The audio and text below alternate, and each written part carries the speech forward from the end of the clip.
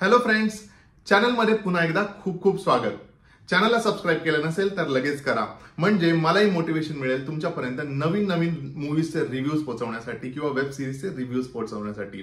So आज मी घेऊन आलोय नुकत्याच OTT प्लॅटफॉर्मवर रिलीज झालेलं, नुकत्याच नाही म्हणजे काही दिवस झाले, तदेव लग्नम ही मराठी फिल्म Amazon प्राईमवर रिलीज झाली आणि त्याचाच रिव्ह्यू घेऊन मी तुमच्या समोर आलोय. ऍक्च्युली मला ही फिल्म थिएटरमध्ये पाहायची होती, बट काही कारणास्तव मला ही पाहता नाही आली आणि फायनली मी ती पाहिली आहे. आय थिंक थिएटरमध्ये तिचे शोज देखील कमी होते, तेही एक कारण होतं की मला तो मिळाला नाही शो टाइम आणि मी पाहू नाही शकलो. बट येस, फायनली मी ती पाहिली आणि माझा रिव्ह्यू तुमच्या बरोबर शेअर करणार आहे. चला तर मग सुरू करूया. जर आधी माहिती असतं ना तर मी लग्नासाठी तुम्हाला बघायला चाललो नसतो. फिल्मच्या कथेबद्दल जर सांगायचं झालं तर या फिल्मची कथा अतश्री महाजन आणि गायत्री देसाई ह्या दोन पात्रांभोवती फिरते. आता हे दोघेही आहेत ते त्यांच्या वयाच्या 40शी मध्ये आहेत आणि दोघांचंही लग्न झालेलं नाहीये, but they are still exploring की आपलं लग्न व्हावं, आपल्याला एक जोडीदार मिळावा. आय थिंक 40व्या वर्षी इट इज नॉट रॉंग.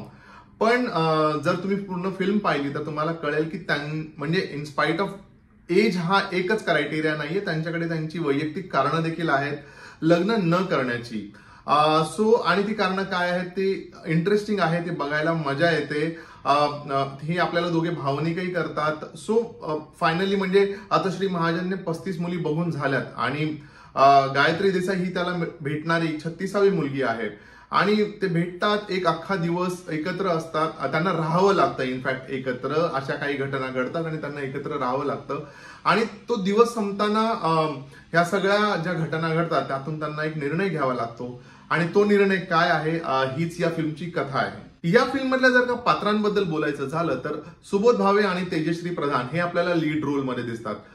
म्हणजे अतश्री महाजन आणि गायत्री देसाई ह्या भूमिका त्यांनी केल्यात. अतिशय नॅचरल आणि अतिशय उत्तम परफॉर्मन्स दिलाय दोघांनी. ही फिल्मची स्टोरी तशी आहे, लाईट आहे, नॅचरल आहे, इमोशनल आहे. सो सगळ्या ऍस्पेक्ट मध्ये त्यांनी अतिशय उत्तम काम केलंय. त्यांच्या व्यतिरिक्त आपल्याला फिल्ममध्ये दिसतात प्रदीप वेलणकर, मानसी मागीकर, अर्चना निपाणकर, उदय नेने, संजय खापरे आणि प्रत्येकाने आपापलं काम अतिशय उत्तमरित्या केलंय. केया इंगळे ही बालकलाकार सुद्धा या फिल्ममध्ये छोट्याशा रोलमध्ये आहे किंवा थोडंसं काम आहे तिचं, पण अतिशय उत्तम काम आहे.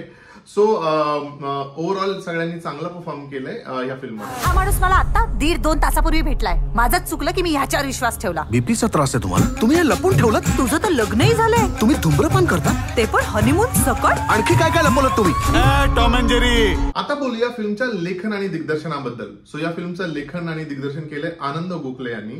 ऑनेस्टली यांनी याच्यापूर्वी काय काम केलंय याबद्दल मला खरंच खूप कमी नॉलेज आहे किंवा मी पाहिलं नाहीये.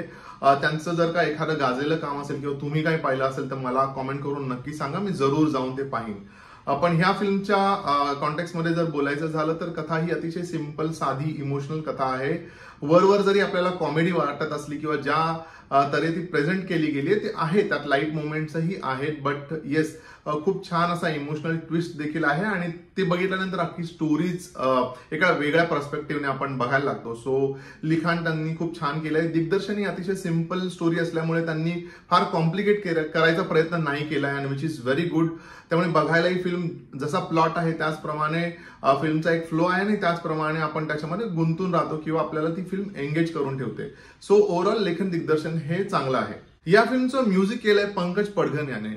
फिल्ममध्ये टोटल 3 गाणी आहेत, पण ऑनेस्टली फार अपिलिंग अशी गाणी नाही आहेत, कथेला अनुसरून अशी गाणी आहेत. पण स्टील मला वाटतं सुरुवातीचं जे नकार घंटा ह्या गाण्याच्या नोटवर फिल्म जी ओपन होते किंवा सुरुवात होते ते गाणं नसतं तरी आय डोंट थिंक स्टोरीला काही फार जास्त इम्पॅक्ट झाला असता. तो फक्त अख्खा अट्टहास केलाय की म्हणजे अतश्री महाजन यांना कशा सुरुवातीला अनेक मुलींनी नकार दिलाय आणि त्याची काय प्रॅक्टिकल कारणं आहेत हेच दाखवण्याच्या अट्टहासा खातर मला असं वाटलं की ते सुरुवातीचं गाणं केलं गेलंय. ते नसतं तरी अदरवाईज ऑल्सो फिल्म मला वाटतं जो मेसेज डिलिव्हर करायचा होता तो झालाच असता. शॉर्ट ही फिल्म लग्न ह्या संस्थेवर खूप चांगल्या प्रकारे भाष्य करते जिथे सोसायटी म्हणजे सध्याच्या प्रॅक्टिकल वर्ल्डमध्ये तर अनेक पॅरामीटर्स लागतात लग्न एक अरेंज मॅरेज होण्यासाठी, पण आय थिंक एज हा is one of the criteria जिथे सगळंच अडलं जातं. आणि त्यानंतर अनेक विविध क्रायटेरिया आहेत ज्याच्यामध्ये सोसायटी अडकलेली आहे, समाज अडकलेला आहे. Yes, that's the truth.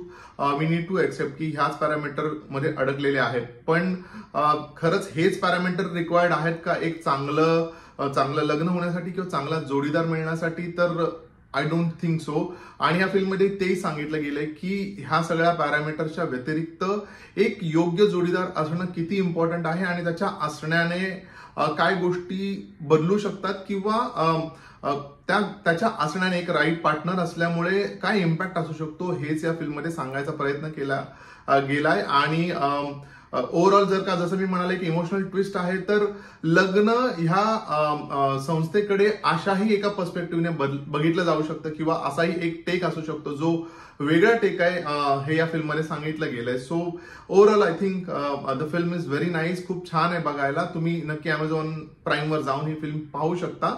मी या फिल्मला देतोय 3 स्टार्स. सो फ्रेंड्स, हा होता माझा म्हणजे रवीचा व्ह्यू ऑन फिल्म #तदेव लग्नम. तुम्हाला व्हिडिओ कसा वाटला हे तुम्ही मला कॉमेंट करून नक्की सांगा. तुम्ही फिल्म पाहिली आहे का आणि तुम्हाला फिल्म कशी वाटली तेही मला सांगा. व्हिडिओ आवडला असेल तर लाईक करा, अनेकांबरोबर शेअर करा आणि हो, चॅनलला सबस्क्राईब करा. आपण भेटणार आहोत लवकरच. तोपर्यंत स्टे ट्यून.